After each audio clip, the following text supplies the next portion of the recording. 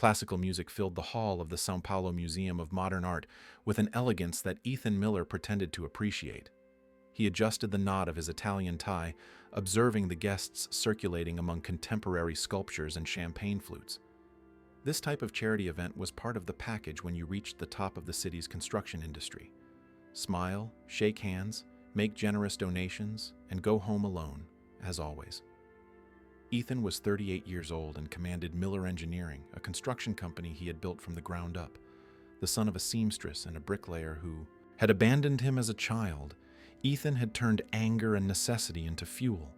By 25, he was already leading his first project. By 30, he owned his own business. By 35, his buildings were already marking the skyline of the South Side. But on that Saturday night, surrounded by important people, he felt the familiar emptiness that not even the latest multi-million-dollar contract could fill. That's when he saw her. Mariana Alcott was a few feet away, talking animatedly with a group near a light installation. Ethan's heart pounded in a way it hadn't in exactly 3 years. She wore a navy blue dress that accentuated her elegant posture, her brown hair pulled back in an impeccable bun. She looked exactly as he remembered, yet different. More mature, perhaps. More distant, certainly. 3 years. 1,095 days since Mariana had last walked out of his apartment, carrying 2 suitcases and an expression of exhaustion that still haunted him. Ethan remembered every word of that final argument. She had pleaded for attention, for presence, for a man who wasn't always glued to his phone answering construction emails. He had promised to change, as always. She hadn't believed him. Anymore, as always. Ethan grabbed a glass just to have something in his hands and walked in the opposite direction, trying to process the shock. Mariana was in São Paulo.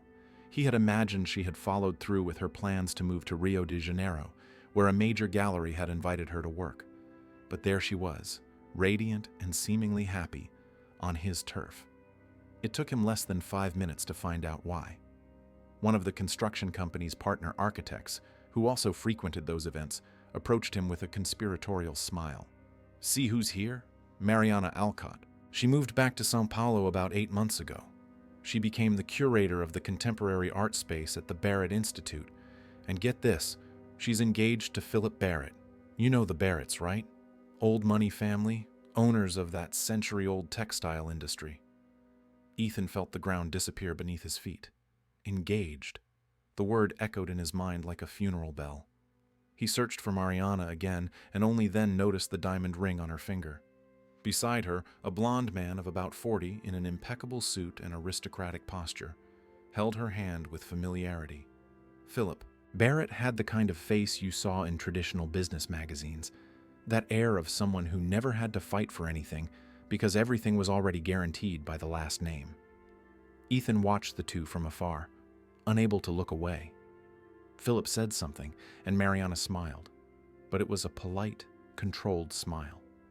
It wasn't the wide, genuine smile Ethan had known, the one that lit up her entire face when they watched bad movies on the couch or when he finally managed to get home before 10 at night. He hadn't seen that smile in years, not even when they were still together. Someone called his name, but Ethan barely registered it. His mind was already working at high speed, analyzing the situation as he did with complex engineering projects. Mariana was back. She was engaged. But she wasn't happy. He knew that woman too deeply not to notice the difference. There was something dimmed in her, a light missing from the brown eyes he had loved so much. The realization began to sink in slowly, like a controlled demolition he had supervised dozens of times. All those years building empires, erecting towers, winning multi-million-dollar contracts. For what? To return every night to an empty apartment on Faria Lima, eat dinner alone, ordering delivery, sleep 4 hours, and start over. He had success.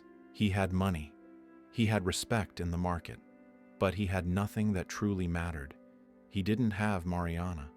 The therapist he had started seeing a few months ago, more at his sister's insistence than his own will, kept saying he used work as an escape. Ethan always retorted that work wasn't an escape when you were building something real, when you were creating jobs, when you were transforming urban landscapes. But At that moment, watching the only woman he had ever truly loved wear a ring that hadn't come from him, the realization hit with the weight of a concrete beam. He was empty, and he always had been. Mariana turned in his direction, almost as if she felt the weight of his gaze. Their eyes met for an endless second. Ethan saw the shock cross her face, the surprise followed by something he couldn't identify. Fear? Anger? Sadness? Before he could decipher it, she looked away and gently pulled Philip by the arm, guiding him to another area of the hall. Ethan remained standing, holding the champagne glass he had no intention of drinking. Around him, people continued talking, laughing, networking. Life flowed normally for everyone but him. Later, back home, Ethan couldn't sleep. He stood on the apartment balcony watching the city lights, thinking about how he had gotten there. 38 years old, an 8-figure net worth, a solid company, and completely alone. He picked up his phone and opened Instagram for the first time in months. He found Mariana's profile easily. Recent photos showed art exhibitions, vernissages, some travel records, and yes, there were photos with Philip. Many of them. The engagement announcement had been made 2 months ago, at a discreet party at the Barrett family home in an upscale neighborhood. Ethan read the comments. "Congratulations. Best wishes. What a beautiful couple." He closed the app before doing something stupid, like liking an old photo or, worse, sending a message. Mariana Alcott, the woman he had met at a corporate event 5 years ago when she was still just an art enthusiast trying to make a name for herself in the market. He remembered the conversation, how she talked about art's ability to capture emotions that words couldn't reach. Ethan, always practical, had found it too romantic, almost naive, but he had been captivated nonetheless. The relationship started fast and intense. In the first months, Ethan genuinely tried to balance work and relationship, but as the company grew, priorities shifted, canceled dinners, sacrificed weekends, forgotten birthdays. Mariana endured it for 3 years, always hoping the difficult phase would pass, that he would finally keep his promises to slow down, until she couldn't take it anymore. Ethan never blamed her for the decision to leave. How could he? He knew exactly the kind of boyfriend he had been. Absent, distracted, always with half his mind on some construction problem, promising changes that never came. Mariana deserved more. She deserved someone present, someone who put her first, someone like Philip Barrett, apparently. The thought brought a pang of jealousy that Ethan hadn't felt in years. Jealousy mixed with regret, with self-anger, with a sudden and painful clarity. He had lost the only person who truly mattered, and now she was about to marry another man. Ethan walked to his home office and turned on the computer. He researched Philip Barrett and his family. What he found was exactly what he expected. Tradition, old money, century-old companies. Philip had taken over the presidency of Barrett Textiles 5 years ago, succeeding his father. There were a few articles about modernizing the industry, international partnerships, market expansion, all very formal, very safe, very predictable. It was everything Ethan was not, and probably everything Mariana needed after 3 years with a workaholic who had repeatedly disappointed her. He turned off the computer and returned to the balcony. The São Paulo sky was beginning to lighten, bringing the promise of another Sunday. Ethan had meetings scheduled for the afternoon to review the plans for the new commercial tower in Barini. He had proposals to analyze. He had suppliers to pressure. He had 1,000 things he always had. But for the first time in years, none of it seemed important. Only one thing occupied his mind. A decision was forming, still hazy, still frightening. Ethan Miller was not a man to give up. He had built an empire literally with his own hands. He had overcome obstacles that would fell men twice as strong. And now he faced the biggest challenge of his life, winning back Mariana Alcott. 6 months. That was the time it usually took between engagement and wedding in the social circles she now frequented. Maybe less, maybe more. But Ethan was sure of one thing, as he watched the sun rise over the city he had helped build, but which had never truly made him happy. He wouldn't let Mariana marry Philip Barrett without at least trying to show her who he could be, who he should have been from the start. Not with manipulation or dirty tricks, but by genuinely changing, proving that the man who had disappointed her could become the man she deserved. And it would all start next Monday, with a call Ethan had been putting off for months. To the therapist he had visited only 3 times, always finding excuses to cancel subsequent sessions. This time would be different. This time he would truly commit to change. Because for the first time in his life, Ethan Miller understood a fundamental truth. It didn't matter how many buildings he constructed if he couldn't build a life worth living. And that life, he now knew with absolute certainty, only made sense with Mariana in it. Monday arrived with the typical São Paulo hustle. Ethan woke up at 6 in the morning. But this time he didn't immediately dive into emails. He stayed in bed a few more minutes, organizing his thoughts. The decision made on Sunday still pulsed firmly in his chest. He would call the therapist. He would start the real change. And he would find a way to approach Mariana without seeming desperate or invasive. The appointment was scheduled for Thursday afternoon. Dr. Helen Foster saw patients in a discreet office in Time BB. Ethan had chosen her months ago on the recommendation of his sister Beatrice, who had insisted he needed to treat what she called his work addiction. At the time, Ethan had thought the term exaggerated. Now he wasn't so sure. In the following days, Ethan maintained his work routine, but began observing his own patterns more closely. He noticed how compulsively he checked his phone, how his mind wandered to construction problems even during casual conversations, how anxious he became when he wasn't solving something. The therapist was right. Beatrice was right. Mariana had always been right. On Thursday, promptly at 4 in the afternoon, Ethan was sitting in the waiting room. Dr. Foster, a woman in her 50s with a penetrating gaze and a calm voice, greeted him with a discreet smile. "Ethan, what a pleasant surprise. I thought you wouldn't come back," she said without judgment in her voice. "I thought so too," Ethan admitted, settling into the armchair. "But some things have changed." During the next hour, he told her everything.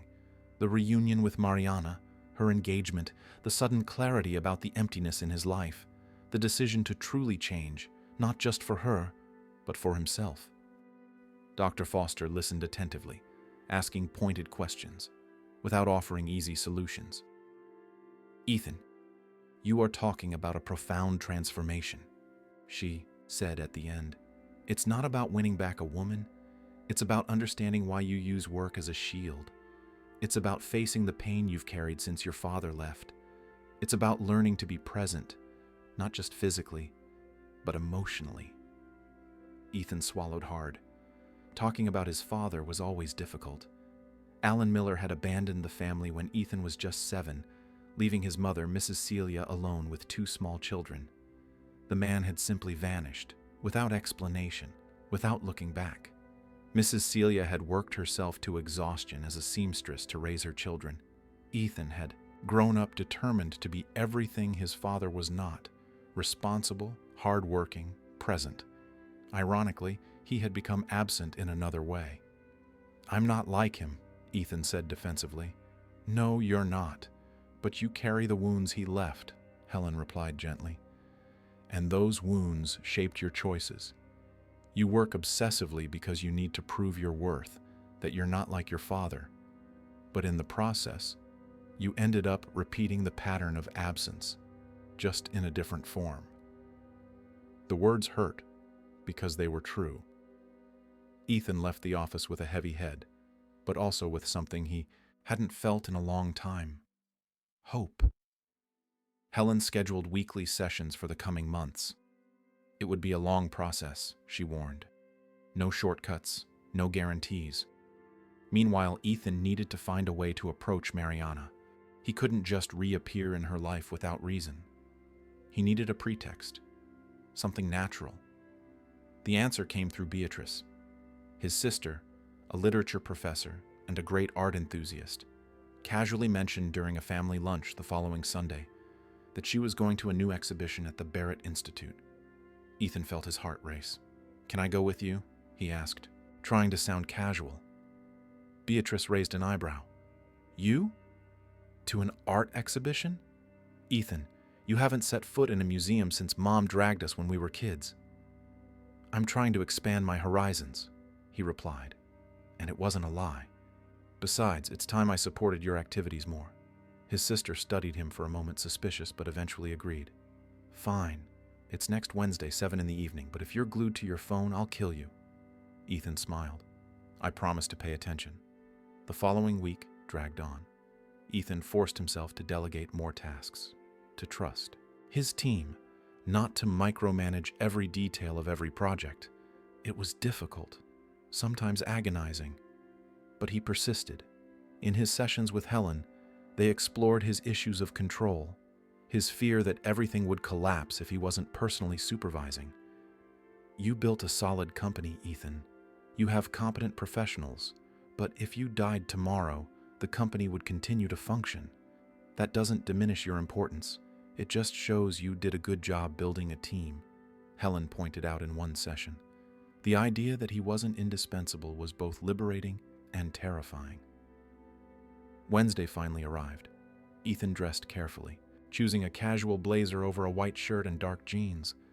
Nothing too formal, nothing that looked like excessive effort. Beatrice picked him up at 6:30. You're nervous, she observed as soon as he got into the car. Am I? Ethan feigned disinterest. Your fingers are drumming on your knee. You only do that when you're nervous. What's going on, Ethan? Ethan sighed. There was no point in lying to Beatrice. She always saw right through him. Mariana will be there. She works at the Institute now. Beatrice stopped at a red light and turned to face him. Ah, so that's why. Ethan, she's engaged. I know. And you still love her. It wasn't a question, but Ethan answered anyway. I always have. I was just too much of an idiot to show it when I had the chance. His sister sighed. Look, I loved you and Mariana together. You made sense. But you hurt her a lot, Ethan. And if she's found someone who makes her happy, you have no right to mess that up. I won't mess it up. I just want a chance to show her I've changed.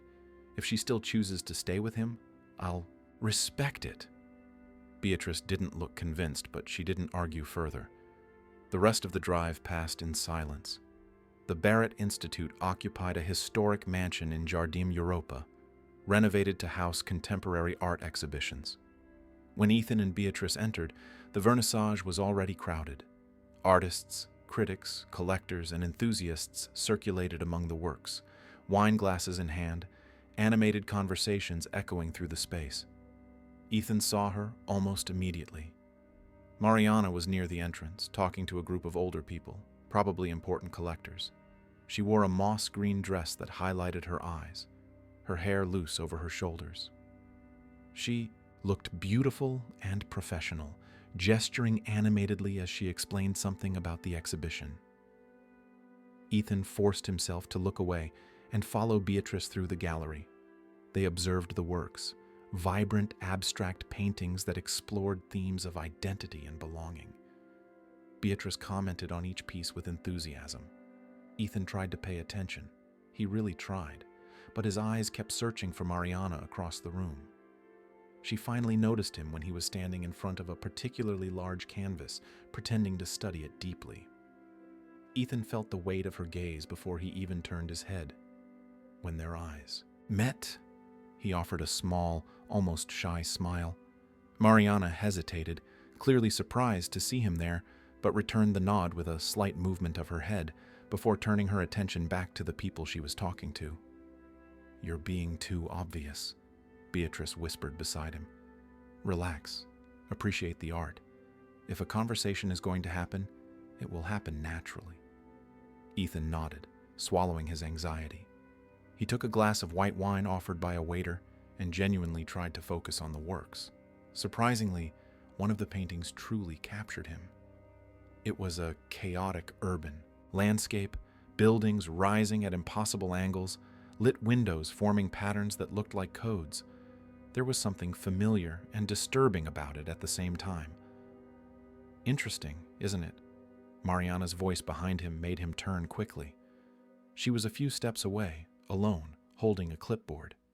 It's called Modern Babel.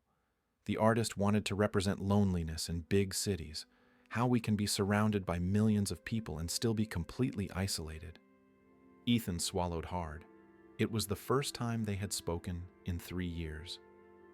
"It makes sense," he said, keeping his voice controlled. "That's exactly how São Paulo feels sometimes." Mariana studied him for a moment, as if searching for something in his face. "I didn't know you were interested in art." "I'm trying to expand my horizons," Ethan replied, echoing the words he had told Beatrice. "I realized I spent too much time focused only on work. I'm trying to change that." She raised an eyebrow, skeptical. "Changes take time, Ethan. I've heard enough promises." The coldness in her voice hurt more than Ethan expected, but he deserved it. "I know, and you have every right not to believe me, but this time is different." "Why?" Ethan could have lied, could have given a safe, vague answer, but he decided on honesty. "Because I finally understood what I lost, and I understood that I need to change for myself, not just for someone else. I'm in therapy, for real this time." Mariana looked surprised. "Therapy?" "Twice a week. I'm working on my issues. The workaholism, the stuff with my dad, everything." For a moment, something shifted in her expression. The hardness gave way to something softer, perhaps curiosity, perhaps the remnant of the affection she once felt for him. But then she composed herself, raising her barriers again. "I'm happy for you, Ethan. Truly. Everyone deserves to know themselves better and improve," she said, too formally. "But I need to get back to work. Enjoy the exhibition." She walked away before Ethan could respond, leaving him standing there, alone in front of the modern Babel. Beatrice appeared beside him seconds later. "How did it go?" she asked. "Painful, but it's a start," Ethan replied, his eyes still following Mariana across the hall. In the following weeks, Ethan established a routine that would surprise anyone who knew him. He started his days with walks in Ibirapuera Park, something he had never done before. Then he worked intensely from 8 to noon, had a calm lunch, resumed work from 2 to 5, and stopped. He simply stopped. He didn't take work home. He didn't answer construction calls after 6 in the evening, except for real emergencies. And he discovered to his surprise that the company did not collapse.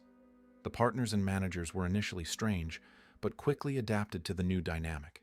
Ethan delegated more, trusted more, and realized his team was much more competent than he had given them credit for. In sessions with Dr. Foster, they explored how his perfectionism and need for control were rooted in the fear of abandonment. If he controlled everything, nothing could go wrong. If he worked tirelessly, he would prove his worth. If he never stopped, he wouldn't have time to feel the pain. "You built a solid company, Ethan. You have competent professionals. But if you died tomorrow, the company would continue to function. That doesn't diminish your importance. It just shows you did a good job forming a team." Helen pointed out in one session, the idea that he wasn't indispensable was both liberating and terrifying. Ethan started attending more cultural events, exhibitions, plays, even an opera that left him confused but strangely touched. And whenever possible, he chose events at the Barrett Institute. Not to stalk Mariana, he told himself, but because he was genuinely learning to appreciate art.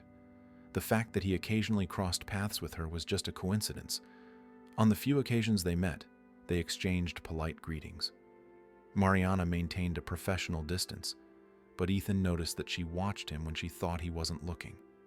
He noticed the discreet surprise when he demonstrated real knowledge about the works, when he asked intelligent questions to the artists, when he lingered contemplating a piece. He wasn't faking it. He was genuinely discovering a connection with art he had never imagined having. Philip Barrett occasionally appeared at these events, always impeccable, always courteous, always bored. Ethan watched him with a mixture of envy and pity. The man had Mariana, had the ring on her finger, had the promise of a future together, but he seemed completely oblivious to the jewel he possessed.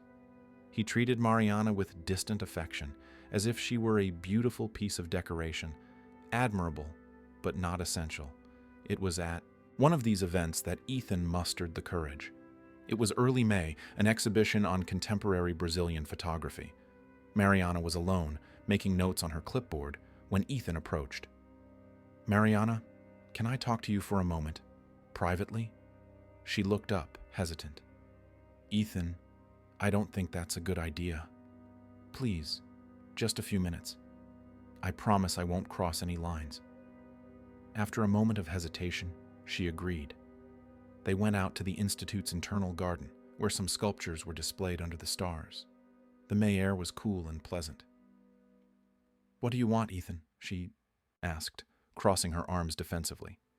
"I want to apologize, truly, for the man I was when we were together, for the broken promises, for your 30th birthday that I ruined by being stuck in a meeting I could have rescheduled, for all the times I chose work over you, for making you feel like you weren't important when you were the most important thing in my life." Mariana blinked, clearly not expecting that. "Ethan, that was 3 years ago. I got over it. I moved on. You should do the same." "Did you get over it? Really?" Ethan took a cautious step forward. "Because when I see you, I don't see the same light in your eyes. I don't see that smile that used to light up entire rooms. I see someone behaving correctly, doing everything expected, but I don't see you truly happy." "You don't know me anymore," she replied, but her voice trembled slightly. "You don't have the right to make assumptions about my happiness." "You're right. I'm sorry. I just wanted you to know that I'm changing. Not because of you, although you are an important part of the motivation, but for me. Because I realized I was living an empty life. Work, work, and more work. For what? To die alone in an apartment full of trophies that mean nothing?" Mariana looked at him for a long moment. "I'm glad you're taking care of yourself. But Ethan, I'm engaged. I'm getting married in 6 months. To a good man who respects me, who is present, who won't forget my birthday because he's closing a deal." "Does Philip love you?" The question came out before Ethan could stop it. Mariana opened her mouth, then closed it. "That's none of your business." "And do you love him?" "Ethan, stop. Just answer me that, and I promise I won't bother you anymore. Do you love him the way you once loved me?" Tears welled up in Mariana's eyes. "You don't have the right to ask me that. You don't have the right to come back now, after 3 years, and mess everything up. I was fine. I was moving on, building a stable life with someone reliable. Stable and reliable, yes, but not passionate, not vibrant, not real." Ethan knew he was crossing lines, but he couldn't stop. "Mari, I messed everything up, I know that. But if there's a chance, even a minimal one, that you still feel something, if there's a doubt in your heart about this marriage, please don't ignore it." "I need to go," Mariana said, quickly wiping away her tears. "You shouldn't have said that. You shouldn't have come back." She practically ran back inside the Institute. Ethan remained in the garden, standing among the sculptures, feeling both terrible and strangely hopeful.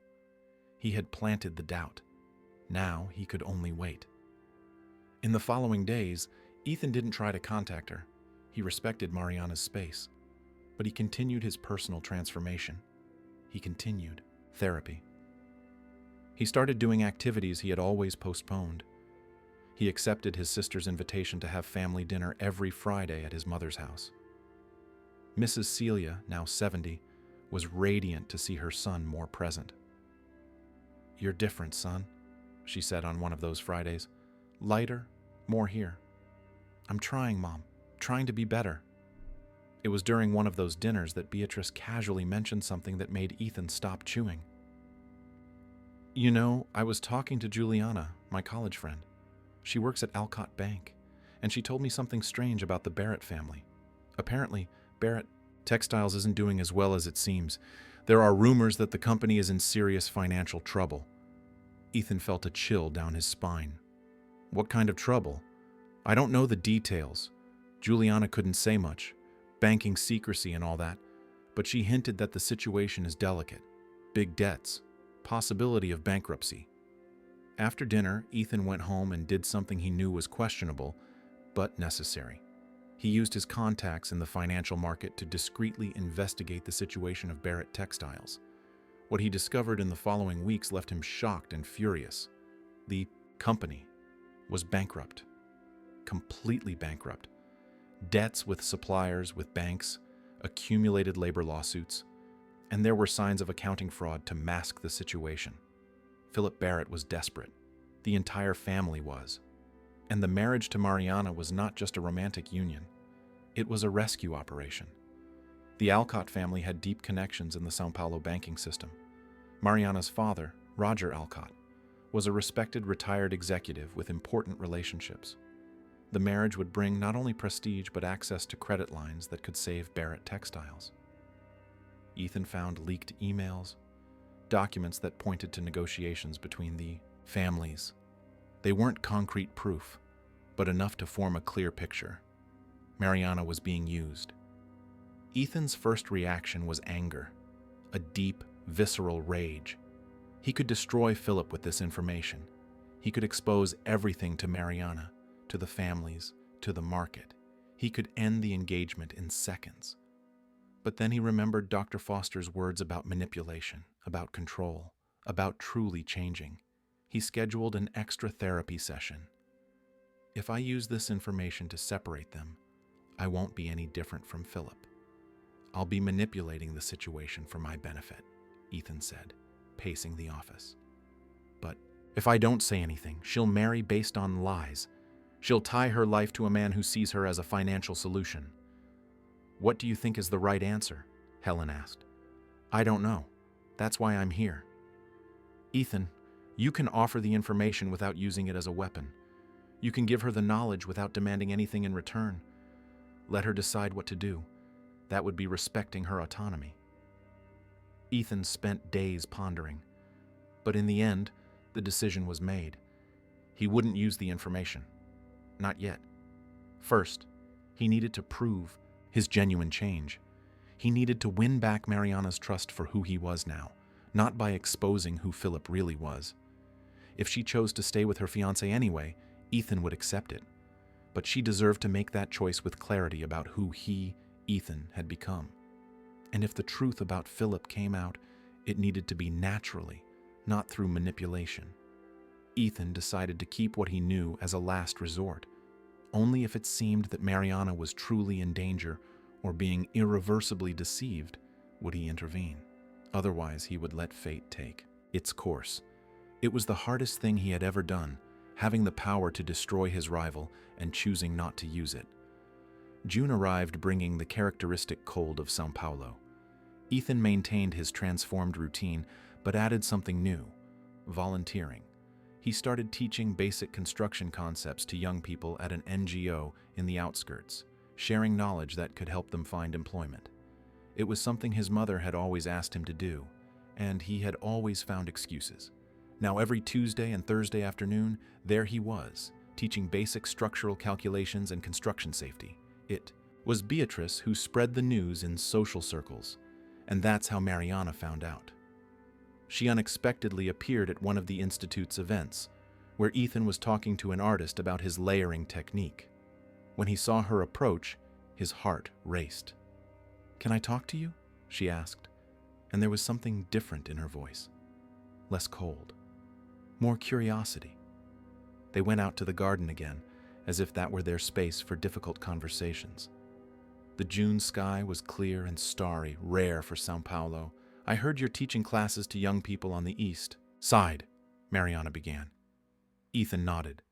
"Yes, twice a week. They're incredible kids, Mari, so hungry for opportunity. It reminds me of how I was. And work? How are you managing to balance it?" "I learned to delegate. I discovered that my team is much more capable than I imagined, and that the world doesn't end if I'm not supervising every screw of every project." He gave a small smile. "It took 3 decades, but I'm finally understanding what balance is." Mariana studied him in silence for a moment. "You really have changed." "I'm trying. Every day. Sometimes I still mess up. I still compulsively check my phone or get anxious when I'm not solving problems. but I'm learning to breathe, to trust, to be present. Why, Ethan? Why now? It was the question he expected. Because seeing you at that event a few months ago was like being punched in the gut. I realized I spent the last 3 years building concrete things while my real life was crumbling. You left because I wasn't there, and you were right to go. I didn't deserve you back then. And you think you deserve me now? I don't know, but I know. I'm a better person than I was. And I know that if I had a second chance, I would do things differently. Not out of obligation, but because I truly understood what matters. Mariana hugged herself, the night chill starting to bother her. Ethan took off his blazer and offered it. She hesitated but accepted, wrapping herself in the fabric that still carried his warmth and scent. Ethan, I'm confused, she admitted, and the vulnerability in her voice made her seem young again. When you left my life, it hurt a lot, much more than I let on. It took me months to recover, and when I met Philip, he was everything you weren't. Present, attentive, predictable, safe, but not passionate. No, she agreed, and the word hung between them like a confession. Not the way you and I were, but passion fades, Ethan. We mature. We learn to value stability, companionship. Do you really believe that? Or are you trying to convince yourself? Mariana didn't answer. Her eyes filled with tears again. It's not fair.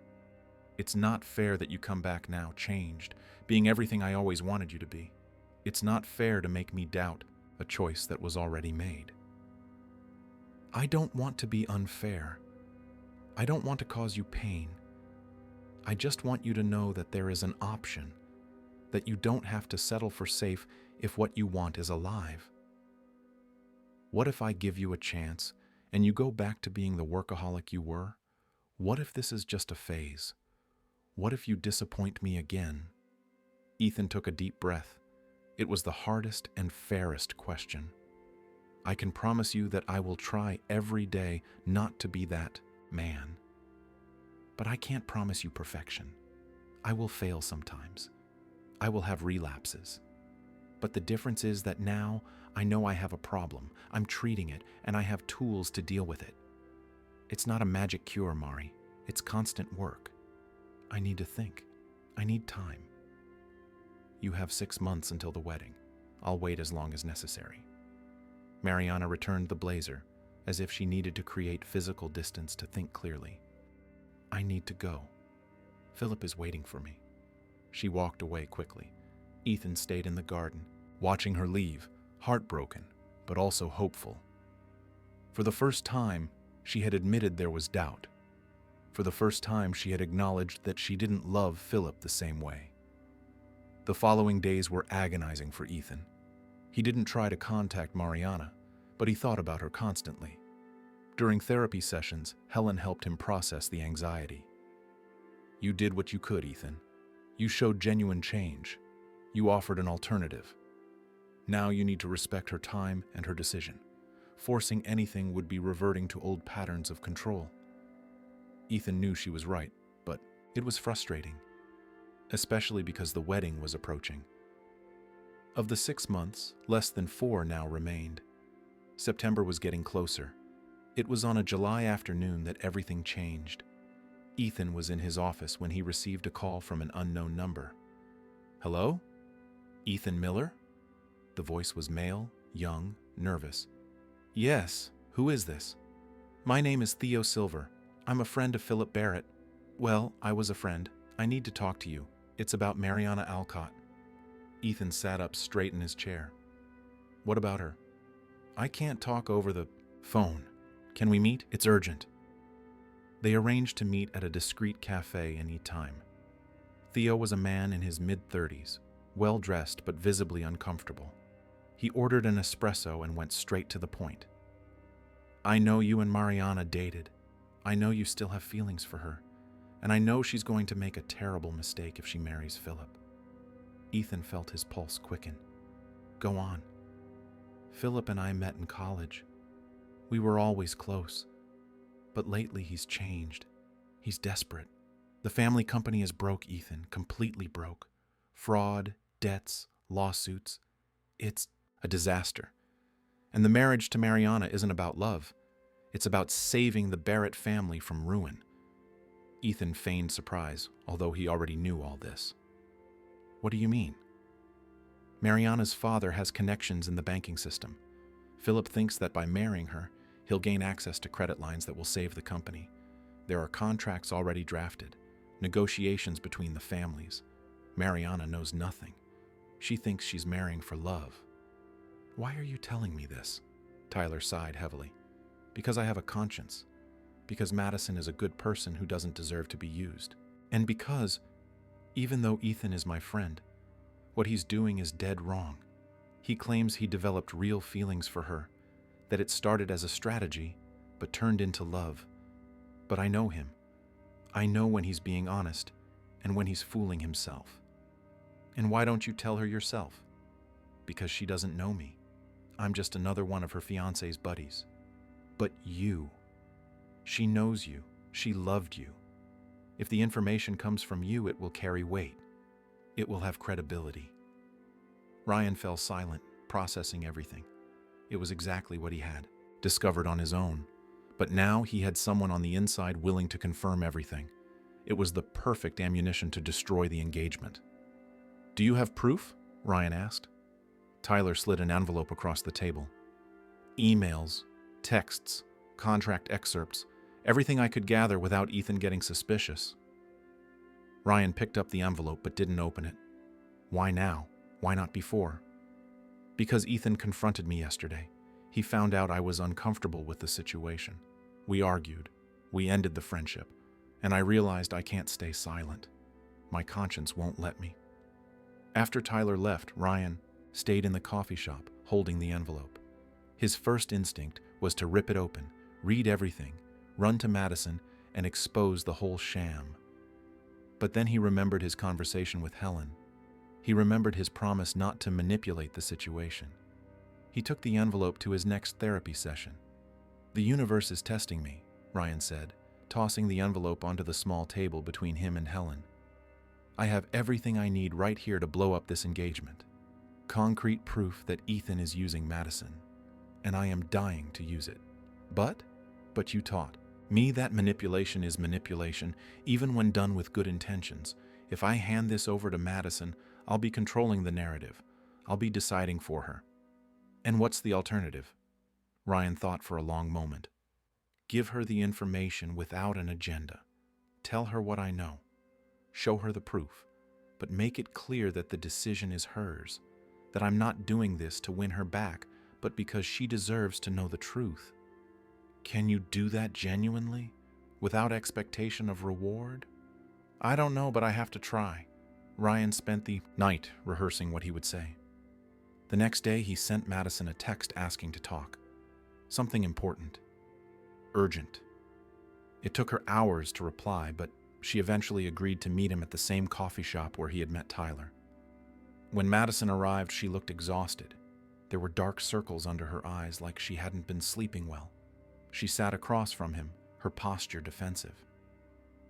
What's so urgent, Ryan? He took a deep breath and slid the envelope across the table.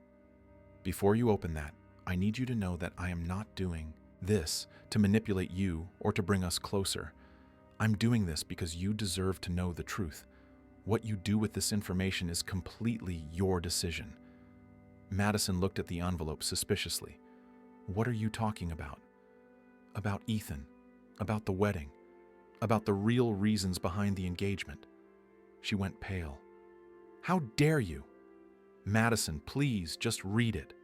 Afterward, if you want to hate me, if you want to send me away, if you want to go ahead with the wedding even knowing all this, I will respect that, but you need to know. With trembling hands, Madison opened the envelope and began to read. Madison read every page, every email, every contract excerpt.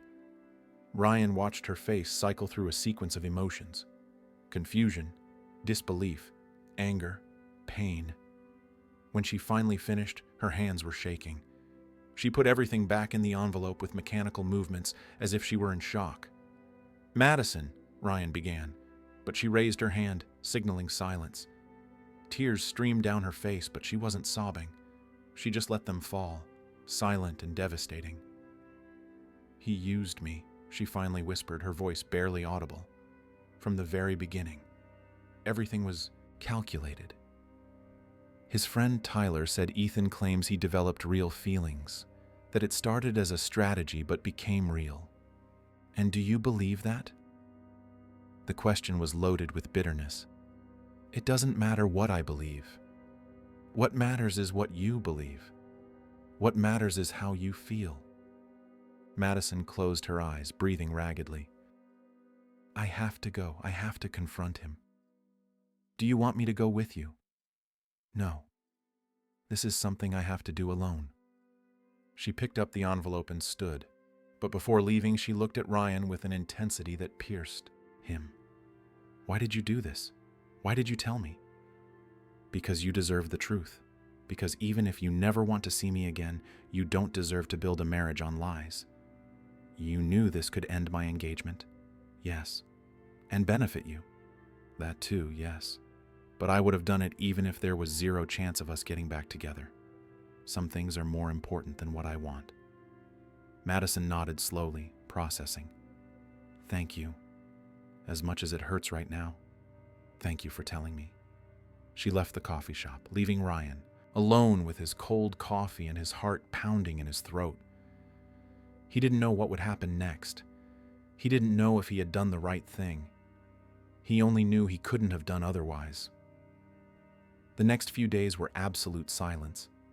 Madison didn't respond to texts, didn't answer calls. Ryan respected her space, though he was consumed by worry. It was Brittany who eventually brought news, gathered through the high society gossip mill. There was a scandal, Brittany recounted during a Sunday lunch at Mrs. Celia's house. Madison confronted Ethan in front of his whole family. It was a disaster. Screaming, accusations, his mother having a meltdown. Ethan admitted the engagement started as a financial strategy, but swore he genuinely fell in love. Madison didn't believe him. She called off the wedding right then and there. Ryan felt a mix of relief and guilt. "How is she?" "I don't know. She's isolated herself. Even her family can barely talk to her. All I know is she gave the ring back and said she never wants to see Ethan again." The following weeks were silent. Ryan didn't try to contact her, though he thought about Madison constantly. He continued. His routine, his classes at the nonprofit, his therapy. He processed with Helen the confusing feelings of having caused pain to someone he loved, even though he had done the right thing. "You gave her autonomy," Helen repeated. "You gave her information and let her decide. That is respect, Ryan, not control." It was late August when Madison finally showed a sign of life. A simple text. "Can we talk?" They met at a park bench near the lake. Madison looked thinner, more tired, but there was something different in her eyes, a clarity that hadn't been there before. "Thank you for respecting my space," she began. "How are you doing?" "Better than I expected. Worse than I'd like." A sad smile. "I'm doing therapy too, realizing I stayed with Ethan for all the wrong reasons. Security, fear of getting hurt again, family pressure, but not love, not the kind that matters. I'm sorry I caused this. Don't be. You saved me from a gigantic mistake. I was going to marry a man I didn't love, who saw me as a solution to financial problems. That's not life, Ryan. That's a prison." They sat in silence for a moment, watching the ducks on the lake. "What about us?" Ryan finally asked cautiously. "Is there any possibility for us?" Madison turned to face him. "I don't know. Honestly, I don't know. You really have changed. I see that. But I'm scared, Ryan. So scared of getting hurt again, of believing and being disappointed. I understand. But," she took a deep breath, "I'm willing to try. Slowly. No promises. No pressure. Just two friends getting to know each other again, rebuilding trust." Ryan's heart leaped. "Friends? For now? I need to trust you again before I can love you again. It has to be a process. Can you respect that?" "I can. I promise." "No promises, remember? Just actions." Ryan smiled. "No promises. just actions. They began meeting weekly for coffee, long conversations about everything and nothing. Ryan talked about his classes at the nonprofit, his progress in therapy, his improved relationship with his mother and sister. Madison shared her fears, her insecurities, her healing process after the breakup. There was no physical contact, no kissing, no touching beyond an occasional goodbye hug. It was frustrating sometimes, but Ryan understood the necessity. Trust wasn't built overnight. In September, during a stroll through a downtown art fair, Madison stopped in front of a painting called New Beginnings. It was an abstract canvas with layers of color, each one showing through the next, creating depth and complexity. "That's how I feel," she said, still looking at the artwork. Layers upon layers, the past still visible beneath the present, but creating something new. Ryan stood beside her, also observing. "Do you think one day those layers will form something beautiful?" "I think they already are." She turned to him. "You're being patient with me, Ryan, respecting my time, showing me with actions, not just words. It's all I can do, and all I want to do." That night, after dropping Madison off at home, Ryan received a text from her. "Thank you for today, for everything. I'm starting to believe again." It was in October that the first test came. Ryan received a proposal to personally lead a massive project in Miami, a commercial tower that would be the construction company's biggest venture yet. It would require constant presence on site for at least 6 months, meetings in the city only twice a week at most. The Ryan of 3 years ago would have accepted, without a second thought. It was the golden opportunity. But the Ryan of now hesitated. He took the proposal to his therapy session. "If I accept, I'll be pulling away from Madison just when we're rebuilding something. I'll be repeating the pattern that destroyed us. But if I refuse, I might be hurting the company. It's the biggest contract we've ever had." "Is there an alternative?" Helen asked. "Yes. I can delegate the project to Robert, my partner. He's competent, maybe even more so than me in some aspects, but that means giving up personal leadership." "And how do you feel about that?" Ryan thought honestly. "Scared, like I'm abandoning responsibility, but also relieved, like I'm finally choosing what matters." "Then you already know the answer." Ryan refused to personally lead the project. He handed command over to Robert, staying on only as a remote supervisor. The decision caused some confusion among the partners, but they respected it. And when Ryan told Madison during one of their weekly coffee dates, he saw tears in her eyes. "You really did that?" "I did, because a building in Miami will still be there after it's finished. But you, Maddie, you are unique. And if I lose you again by choosing work, I'll never forgive myself." It was at that moment that Madison reached across the table and took his hand, the first real touch in months. "I'm proud of you." Their hands remained intertwined for the rest of the coffee date. It was a small step, but it meant everything. November brought another challenge. Ryan had a genuine emergency at a construction site, a serious structural problem that required immediate attention. It was the same day as an important exhibition opening that Madison had curated, an event he had promised to attend. Ryan was torn. But this time, he did things differently. He called her, explained the situation honestly, apologized, and asked if she would understand. "Is it really an emergency?" Madison asked, and there was tension in her voice. "Yes. If I don't go, people could get hurt. But I understand if you don't believe me. I understand if this brings up bad memories." Silence on the other end. Then a sigh. "Go, fix the problem, but keep me informed, okay? And we'll talk later." "I promise. I'm sorry, Maddie." Ryan resolved the structural issue in 2 hours, but arrived at the event just as it was ending. Madison was still there, talking to visitors. When she saw him, she excused herself and walked over. "Did you fix it?" "Yes. No one was hurt. The structure is safe." Ryan waited for the anger, the disappointment, but Madison simply nodded. "It's okay. It was a real emergency. You warned me. You kept me informed. That's different from just not showing up. You're not mad? I'm disappointed I didn't have you here all night. But I understand, and more importantly, you communicated. Back then, you just disappeared and texted hours later. This is growth, Ryan. They talked late into the night, sitting on the steps of the now-closed institute.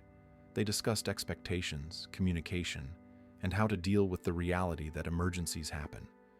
For the first time, they felt they were building something healthy, something based on honesty and flexibility.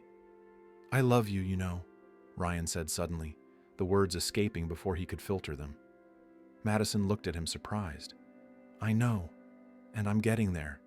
Not completely yet, but I am. How much time do you need?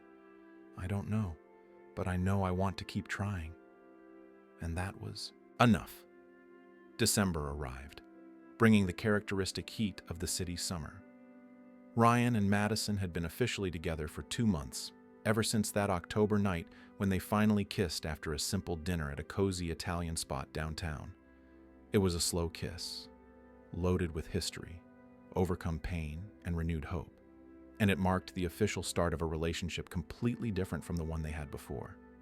This time, there were rules. Honest weekly conversations about how each of them was feeling. Clear work boundaries that Ryan didn't cross, individual therapy for both, and eventually, couples therapy. Sessions to learn how to handle conflict healthily.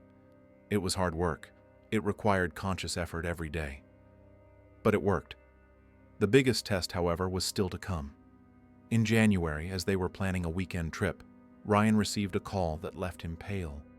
It was from a multinational construction company based in Dubai. They offered him the leadership of an entire division, a massive urban project in another global metropolis, an astronomical salary, international prestige, the ultimate achievement for any civil engineer. Ryan scheduled an extra session with Helen that same afternoon. It's everything I've ever dreamed of professionally, he said, pacing nervously around the office. It's the peak of my career, an opportunity that will never come again. And accepting means moving, spending at least 3 years away. Madison has her career here, family, friends. I can't ask her to drop everything and follow me. Have you talked to her? Not yet. I'm afraid of the answer. Afraid she'll say no and I'll resent it. Afraid she'll say yes and regret it later. Afraid to refuse and spend the rest of my life wondering, what if? Helen was silent for a moment. Ryan, can I ask you a difficult question? Of course. Do you really want to go, or do you want to run away? The question caught him off guard. What do you mean? You are building something real here. A solid relationship, a balanced life, deep connections. Is it comfortable? No. Is it scary? Yes. And when we get scared, our tendency is to flee, to return to the familiar. And what is familiar to you? Work, Ryan answered slowly. It's always been work. When things get emotionally difficult, I dive into work. Then you need to be honest with yourself. Is this move about professional growth or about escaping the discomfort of emotional growth? Ryan spent the entire night thinking. The next day, he talked to Madison. They were in his apartment. She was making coffee while he tried to find the right words. I got a job offer, he finally said. In Dubai, International Division Leadership. 3 years at least. Madison stopped what she was doing. And you want to accept? I don't know. It's incredible professionally, but it means moving away from you, from everything we've built. What if I went with you? Ryan hadn't expected that. Would you do that? Madison sat across from him, taking his hands. I asked if I would. I didn't say I would. I need to be honest, Ryan. My life is here. My job at the Institute, which I love. My family, my friends. I can't just drop everything and follow you to the other side of the world. I know, and I wouldn't ask that. But there's something I need to ask you. Do you really want to go, or are you using this as an escape? Ryan smiled sadly. My therapist asked me the same thing. And what was your answer? That I need to think more. That maybe I'm scared of the idea of continuing to grow here, of facing my demons, of building something real and permanent. and that Dubai would be a way to return to what's safe. Constant work, no time to feel. Madison squeezed his hands. Then you already know the answer. Ryan spent a week thinking. He talked to Brittany, to Mrs. Celia, to Helen. Everyone had opinions, but the decision had to be his. It was during a morning walk in the park that clarity finally came. He didn't want to go. He wanted to stay. He wanted to continue building his life in the city, next to Madison, close to his family, teaching at the nonprofit, balancing work and personal life. Dubai would just be a luxury escape, a return to old patterns masked as a professional opportunity. Ryan refused the offer. When he told Madison, she cried, "Are you sure? It's a once-in-a-lifetime opportunity." "I'm sure, because the real once-in-a-lifetime opportunity is here, with you, with the life we are building. Money and prestige I can get in other ways, but this, what we have, is irreplaceable." It was at that moment that Madison said for the first time since they reconnected, "I love you." The 3 words hung in the air like a precious gift. Ryan felt tears sting his eyes. "I love you too. I always have." They kissed right there, in the middle of the living room, sealing a commitment that was much deeper than any work contract. The following months were about construction. Ryan and Madison decided to move in together, finding an apartment in an upscale neighborhood that blended his modern style with her classic taste. The move was gradual, careful, always respecting each other's space. It was in March that Ryan's past returned unexpectedly. He received a letter from an address in Riverside. When he opened it, his heart stopped. It was from Alan Miller, his father. The letter was short. Alan said he had been sober for 5 years. He said he was sick, without specifying what. He asked for a chance to talk, to explain, to apologize. He didn't ask for forgiveness, just a meeting. Ryan was paralyzed for days. Madison found the letter on the table and read it. "What are you going to do?" she asked gently. "I don't know.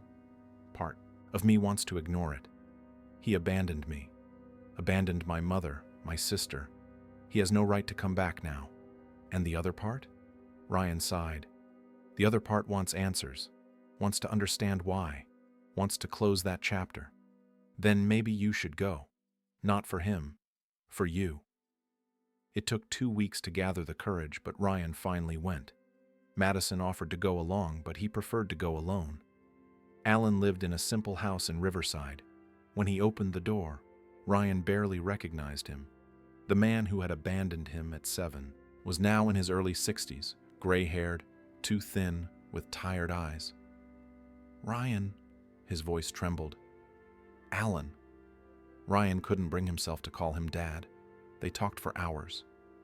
Alan explained that he was an alcoholic, that he had been fighting the addiction since he was young, that he left the family because he thought it would be better for everyone, that he spent decades lost, bouncing from city to city, job to job, that he finally achieved sobriety 5 years ago through a support group, that he recently discovered a serious heart problem and realized he might pass away without ever having apologized. Ryan listened to everything with a mixture of anger, sadness, and surprisingly, compassion. In the end, he said, "I can't completely forgive you. Not now.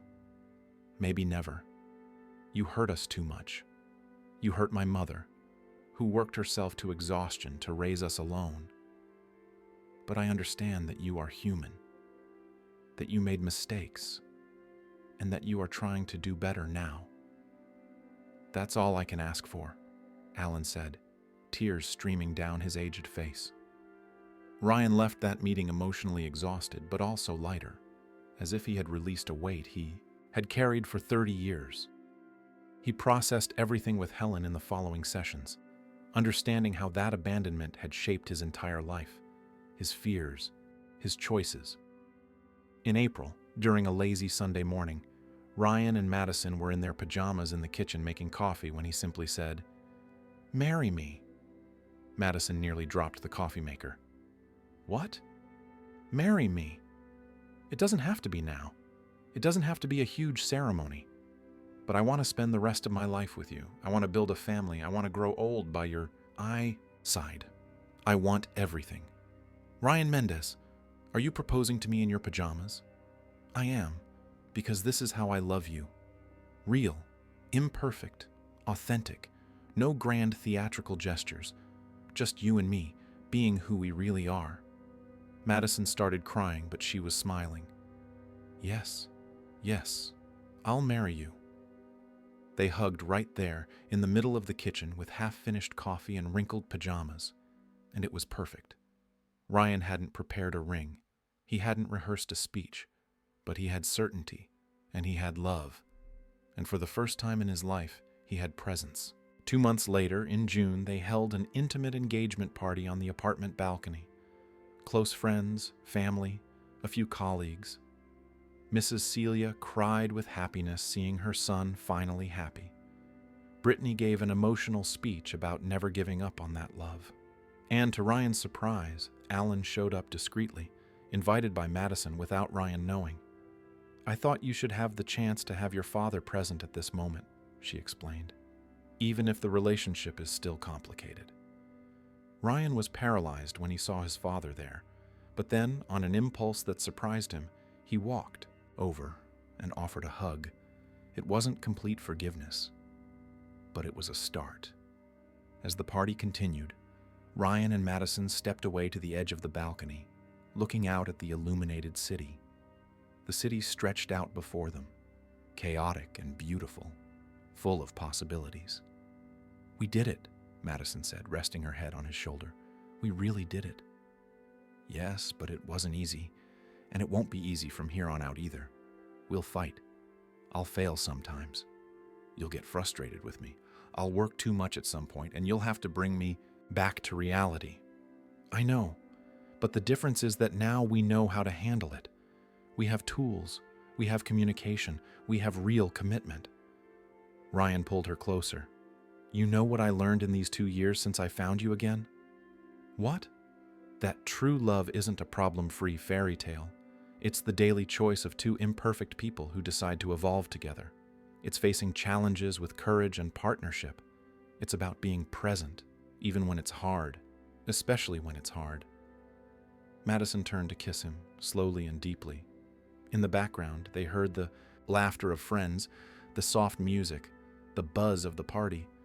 But in that moment, there was only the two of them. "To the future," Madison toasted with her champagne glass. "To the future," Ryan echoed. "To a real life built day by day, brick by brick, together." And for the first time in his life, Ryan Mendez felt complete, not because he had a woman by his side, but because he had finally learned to be present, to value what matters, to choose love over ambition, presence over absence, emotional growth over fleeing through work. He looked at Madison, then at the city he had helped build, and finally inward at himself. And he realized that the most important construction of his life wasn't any skyscraper or million-dollar project. It was the man he had become, a better man, a present man, a man capable of loving and being loved, and that he knew was worth more than any international contract or professional recognition. It was worth more than everything. End of story. Dear listeners, we hope the story of Ryan and Madison touched your hearts. Just as Ryan discovered that the most important constructions are those we build, within ourselves and in the relationships we cultivate, we hope this narrative has inspired you to value what truly matters in your own lives. If this story resonated with you, don't forget to subscribe to our channel and leave a like on the video. Every day we bring you unique stories that explore the complexity of life, relationships, and the constant journey of becoming better versions of ourselves. Tell us in the comments, do you believe in second chances at love? Have you gone through a profound transformation like Ryan's? We want to hear your stories and experiences. Until next time, and remember, it's never too late to rebuild, to change, to choose to be present in the lives of the people we love.